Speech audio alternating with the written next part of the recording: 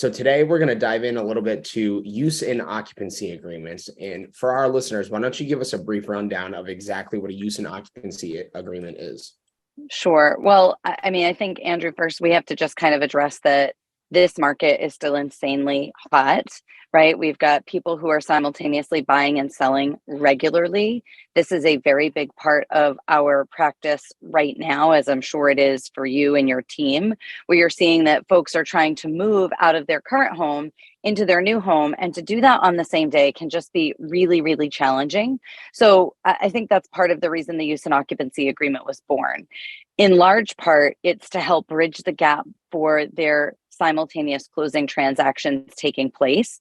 But we've seen the use and occupancy evolve to a place where instead of having seller with suitable housing provisions, there are some occasions where sellers are just asking prospective buyers to give them as much time as is comfortable, free of charge in many cases, to continue using and occupying and living at their property that was their own after a closing. So we're really seeing sort of the dichotomy of the use and occupancy agreement change a little bit. In most instances, the people who are purchasing the properties are doing so with the intent to occupy the property consistent with a primary residence.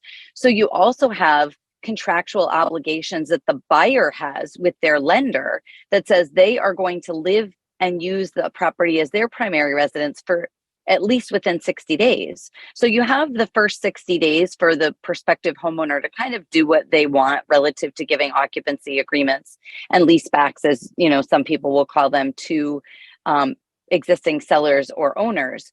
But after 60 days, it can really get kind of dicey because now you're, contravention of the loan agreements as well.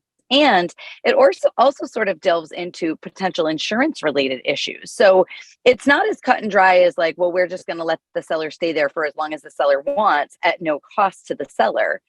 And what kind of agreements are being structured? You mentioned the use of the word leaseback. Is this a lease?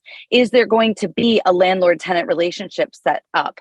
There are so many nuances to just this, one little component. And again, if we have a situation where it's just a couple of weeks or a couple of days, because the original intent of the use and occupancy was to bridge the gap for the homeowner who's selling and then simultaneously buying versus someone who's selling and they're going to take however long they need to locate and purchase a replacement property, or they're waiting for construction of a new home. So depending, even just in this very minimal conversation that we're having, depending on the facts and circumstances, is really going to dictate how those use and occupancy agreements need to be drafted.